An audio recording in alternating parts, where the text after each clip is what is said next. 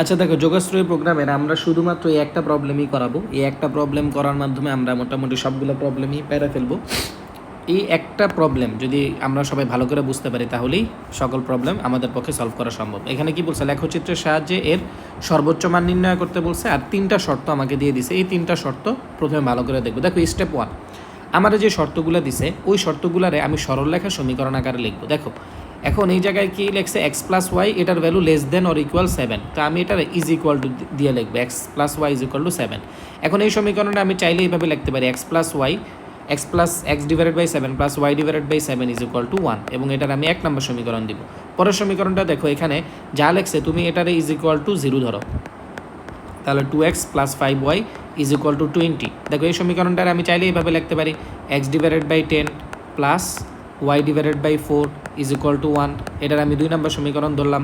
এরপরে দেখো 3 নম্বরে আমাকে বলছে যে এই যে এক্স আর ওয়াইয়ের যে ভ্যালুটা আছে এটা ওয়াই অপেক্ষা বড়, তো আমি as usual x is equal two 0 ধরি, এটা হলো 3 নম্বর সমীকরণ, আর এই জায়গায় ওয়াই ইজ ইকুয়াল টু 0 ধরলাম, এটা হলো 4 নম্বর সমীকরণ। এখন দেখো আমরা এই কানার বাই অন্ধ কিন্তু এই যে 1 নম্বর সমীকরণ, 2 নম্বর সমীকরণ, 3 নম্বর সমীকরণ আর 4 নম্বর সমীকরণ একটা গ্রাফের মধ্যে বসাইতে পারবে। দেখো এখন তোমার পরীক্ষায় কিন্তু গ্রাফ পেপার দিবে, এখন আপাতত আর আমার কাছে গ্রাফ পেপার নাই, আমি তোমার হাতে আইকা দেখাই, তো তুমি পরীক্ষার হলে এটারে গ্রাফ পেপারে আঁকাবা, পরীক্ষার হলে তুমি এটারে গ্রাফ পেপারে আঁকাবা। দেখো 1 নং সমীকরণটা দেখো, 1 নং সমীকরণে যে বিন্দু, 1 নং সমীকরণে আমি বলতে পারি এটা কি 7,0 বিন্দুগামী, এটা কি বিন্দুগামী 7, মানে এক্স অক্ষটা, এক্স অক্ষের স্থানাঙ্ক কত 7,0, তাহলে দেখো এই যে এক্স অক্ষে আমরা জানি এক্স অক্ষে ওয়াই ইজ ইকুয়াল টু 0, তাহলে এই যে বিন্দুটা, এই বিন্দুটারে আমি তোমার ধরলাম 7,0, আর ওয়াই অক্ষে দেখো ওয়াই ডিভাইডেড বাই 7, তাহলে আমরা সরলরেখা থেকে অলরেডি জানি, তাহলে এই বিন্দুর স্থানাঙ্কটার আমি ধরতে পারি 0,7। তাহলে এবারকে আমি একটা সরলরেখা যদি টানি, ধরো সরলরেখাটা আমি টানলাম, এই যে একটা সরলরেখা টানলাম, ঠিক আছে। এখন এই যে সরলরেখাটা যে আমি টানলাম, এই সরলরেখাটা কোন অক্ষ বরাবর, দেখো লেখচিত্রের সাহায্যে এই সর্বোচ্চ মান নির্ণয় করো। সর্বোচ্চ মানটা এই যে রেখাটা আছে, এই রেখার এই পাশে অবস্থান করে, এই রেখার এই পাশে অবস্থান করে না এই পাশে অবস্থান করে, এটা কি এই পাশে অবস্থান করতেছে না এই পাশে অবস্থান করতেছে তা কিন্তু আমি জানি না। এখন এই জিনিসটা আমি বের করব। দেখো মানে সরলরেখাটা, এই যে সরলরেখাটা, এই সরলরেখাটা লেখচিত্রের কোন পাশে অবস্থান করতেছে, সরলরেখাটা কি লেখচিত্রের এই পাশে অবস্থান করতেছে না এই পাশে অবস্থান করতেছে, এটা বের করার জন্য আমি এই যে সরলরেখার এই পাশে যে বিন্দুটা আছে এটা কি মূল বিন্দু, এটা কি 0,0 বিন্দু, এই যে 0,0 বিন্দুটা, এই যে 0,0 বিন্দুটা, 0,0 বিন্দুটা আমি এই জায়গায় বসাই দিই, এই যে 0, 0, তাহলে কি 7।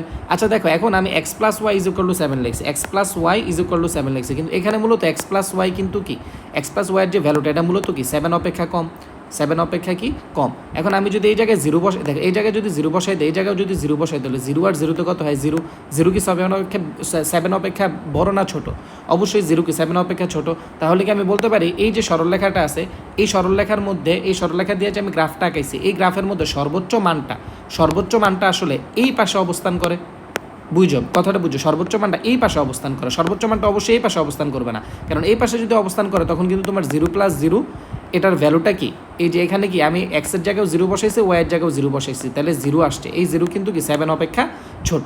আমি যদি অন্য কোনো ভ্যালু বসাইতাম, ওই ভ্যালুটা যদি 7 অপেক্ষা বড় হয়ে যেত, ওই ভ্যালুটা যদি 7 অপেক্ষা বড় হয়ে যেত, তাহলে কিন্তু সেটা এই পাশে অবস্থান করতো না, সেটা এই পাশে অবস্থান করতো।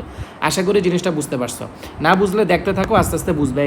এই জিনিসটাই বোঝাটা একটু জটিল। তাহলে এই জায়গায় যে 0,0 বিন্দুটা আছে, তাহলে আমি বলতেই পারতেছি যে আমার যে সর্বোচ্চ যে ভ্যালুটা বা সর্বোচ্চ মানও বের করতে বলতে পারে, সর্বনিম্ন মানও বের করতে বলতে পারে।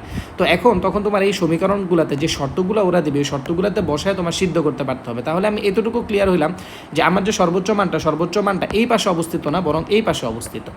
তো এটা যে এই পাশে অবস্থিত, এটার জন্য আমি এভাবে একটা তীর চিহ্ন দিয়ে জাস্ট দেখায় রাখলাম এটা এই পাশে অবস্থিত। সর্বোচ্চ মানটা হয় এই রেখার উপরে অথবা এই রেখার এই পাশে। কেননা এই রেখার উপরে অবস্থান কেন হইতে পারে, কেননা দেখো এখানে কিন্তু ইজ ইকুয়াল টু দিয়ে রাখছে, এক্স প্লাস ওয়াইয়ের ভ্যালু কি 7ও হইতে পারে, ইজ ইকুয়াল টু হইতে পারে, এই কারণে আমি এই রেখার উপরে অবস্থিত হইতে পারে এইটাও দেখায় রাখলাম। আচ্ছা এরপরে দেখো পরের সরলরেখাটার গ্রাফ তোমরা আঁকতে পারবে, সেটা কি পরের সরলরেখার ক্ষেত্রে যে বিন্দুটা হবে, একটা বিন্দু হবে 10,0, একটা বিন্দু হবে 10,0, দেখো একটা বিন্দু হবে 10,0, আরেকটা বিন্দু হবে কি 0,4, তাহলে 0,4টা অবশ্যই নিচে হবে, তাহলে আরেকটা বিন্দু হবে 0,4। তাহলে দেখো আমি যদি এই জায়গায় দিয়ে একটা সরলরেখা টানি, এই যে এই জায়গায় দিয়ে ধরো একটা সরলরেখা টানলাম, এই যে সরলরেখাটা, এখন এই যে রেখাটা, এই রেখার মধ্যে কোথায় সর্বোচ্চ বিন্দুটা অবস্থিত, সর্বোচ্চ বিন্দুটা কোথায় অবস্থিত দেখো, এই জায়গায় যদি আমি জিরো বসাই, এই জায়গায় যদি আমি জিরো বসাই, তাহলে আলটিমেটলি কী পাই, আমি মোটমাট জিরো পাই। জিরো কি 20 অপেক্ষা ছোট? হ্যাঁ, জিরো 20 অপেক্ষা ছোট। তাহলে 20 মানে তাহলে এটাও কি কোন পাশে অবস্থিত, এটাও কি এই পাশে অবস্থিত? অবশ্যই এই পাশে অবস্থিত হবে না, ওই পাশে অবস্থিত হলে 20 অপেক্ষা বড় হয়ে যেতে পারে।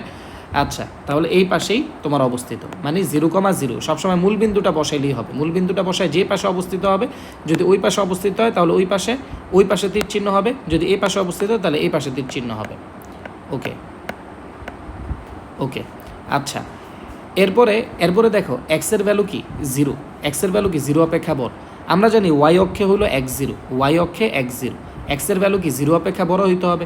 এক্সের ভ্যালু যদি 0 অপেক্ষা বড় হইতে হয়, দেখো এই যে ওয়াই অক্ষে তো এক্সের ভ্যালু কী হইতে পারবে, 0 হইতে পারবে। ওয়াই অক্ষে এক্সের ভ্যালু 0 হইতে পারবে, ওয়াই অক্ষে এক্সের ভ্যালু 0 হইতে পারবে, কিন্তু এখানে 0 অপেক্ষা বড় হওয়া লাগবে। দেখো আমি যদি এই পাশে যাই, তাহলে তো 0 অপেক্ষা ছোট, কিন্তু আমার কোন পাশে যাওয়া লাগবে, তাহলে 0 অপেক্ষা বড় হওয়ার জন্য আমার এই পাশে যাওয়া লাগবে। 0 অপেক্ষা বড় হওয়ার জন্য আমার কোন পাশে যাওয়া লাগবে, এই পাশে যাওয়া লাগবে। এই পাশে গেলে তো আমি 0 অপেক্ষা ছোটো ভ্যালুগুলো পাবো, এই পাশে গেলে আমি 0 অপেক্ষা ছোটো ভ্যালুগুলো পাবো। এবার দেখো আরেকটা আমরা কী পেয়েছি, y = 0, y = 0। এখন আমরা জানি x অক্ষে y = 0, x অক্ষে কি y = 0। এখন আমি যদি উপরে উঠি তাহলে আমি 0 অপেক্ষা বড় ভ্যালু পাবো। আমার কিন্তু এখানে কি 0 অপেক্ষা বড় ভ্যালুটা চাইছে, আমার কাছে এই জায়গায় 0 অপেক্ষা কি বড় ভ্যালুটা চাইছে। বুঝছি বিষয়টা? হ্যাঁ, 0 অপেক্ষা বড় ভ্যালুটা আমার কাছে চাইছে। তাহলে আমার কি এটা কি উপরে উঠা লাগবে, এই জায়গাও কি কোথায় উঠা লাগবে, উপরে উঠা লাগবে। তাহলে সবসময় দুইটা তীর চিহ্ন দেওয়া লাগে। দেখো এই জায়গায় ধরো তোমার যে আমি বলছি x = 0, ওয়াই অক্ষে x = 0, তো 0 অপেক্ষা বড় হওয়ার জন্য আমার এই পাশে আসা লাগবে। এই কারণে এখানে আমি একটা তীর চিহ্ন দিছি, তো নিচে দিয়ে আমি আরেকটা তীর চিহ্ন দিয়ে দিলাম। আর এখানেও দেখো এই পাশে একটা তীর চিহ্ন দিলাম, এই পাশে আরেকটা তীর চিহ্ন দিলাম, দুইটা করে তীর চিহ্ন বয়ে দেওয়া আসলে আমি দেখছিলাম। আচ্ছা যাই হোক, দেখো এখন কথা হলো যে তোমার যে সর্বোচ্চ মানটা যে তুমি বের করবা, এখন যতগুলো শর্ত আছে সবগুলো শর্তের একটা কমন এরিয়া বের করবা, মানে এমন একটা এরিয়া বের করবা যে এরিয়াটা তিনোটা শর্তই ফিল আপ করে, বা তোমার কাছে যে 4-5টা শর্ত যদি থাকে সবগুলাই কি ফিল আপ করে, এমন একটা এরিয়া তোমার এখন খুঁজে বের করতে পারতে হবে। দেখো আমি কি বলতে পারি না যে এই যে একটা কমন এরিয়া যে আমি মানে খুঁজে বের করবো, এই কমন এরিয়াটা হলো এটা। দেখো এটাতে যদি আমি একটু ডট ডট দিয়ে দেখাই, এই যে এটাই হলো কমন এরিয়াটা। এই যে দেখো এটাই কি কমন এরিয়াটা না, এটাই কমন এরিয়াটা না। দেখো এতটুকু কি কমন এরিয়াটা, দেখো সবাই একমত হইতে পারো কিনা, এতটুকু কি কমন এরিয়াটা। এই এরিয়াতে কিন্তু সবাই কি মানে আসে, এই এরিয়াটুকুতে কিন্তু সবাই আসে। দেখো এই এরিয়াটুকুতে কিন্তু সকল শর্ত ফিল আপ হয়।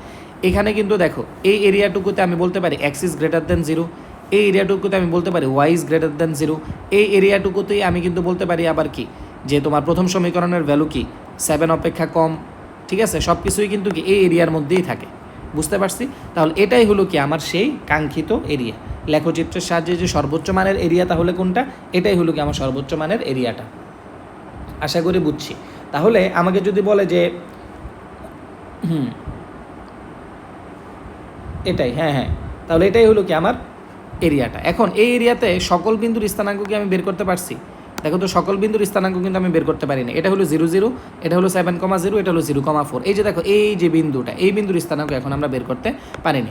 এই বিন্দুর স্থানাঙ্ক বের করার জন্য কি লাগবে, এই যে সরলরেখাটা আর এই যে সরলরেখাটা, এই যে দুইটা সরলরেখা যে একজন আরেকজনের উপর যে ওভারল্যাপ করছে, এই যে দুইটা সরলরেখা, এই দুইটা সরলরেখার সমীকরণটা সমাধান করলেই তো এই ইয়াটা বের হয়ে যাবে, এই বিন্দুর স্থানাঙ্কটা বের হয়ে যাবে।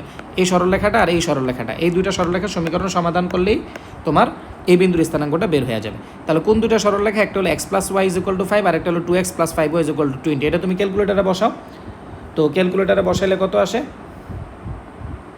ক্যালকুলেটারে বসাইলে এই জায়গায় আসে 5,2। তাহলে এই বিন্দুর স্থানাঙ্কটা আমরা ক্যালকুলেটারে বসায় ফেলছি 5,2। এখন দেখো এই যে বিন্দুগুলো আছে, এখন আমার সর্বোচ্চ মান বের করার পালা।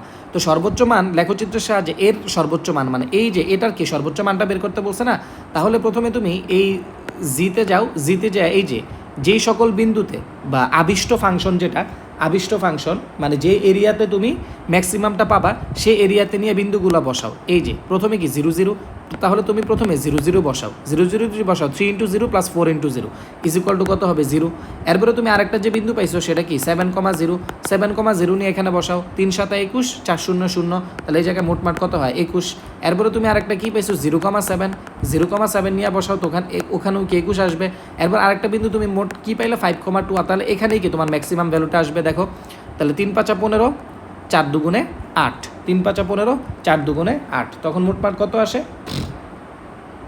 হ্যাঁ 3 5 15, 4 2 8। আচ্ছা এখানে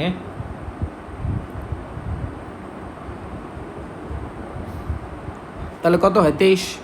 তাহলে এই জায়গায় মোট মোট কত হয় 23। তাহলে এইটাই হলো কি তোমার সর্বোচ্চ মান। এই যে 23 পাইলা, এটাই হলো কি সর্বোচ্চ মান, ম্যাক্সিমাম ভ্যালু। এটাই হলো কি তোমার সর্বোচ্চ মান। এই জিনিসটা এখন কে পারবা না লেখচিত্রে বসাইতে? এই জিনিসটা আশা করি তোমরা সবাই লেখচিত্রে বসাইতে পারবা। বাকি যতগুলো অঙ্ক আছে সবগুলো অঙ্ক দেখবে এইভাবে মিলা যায়।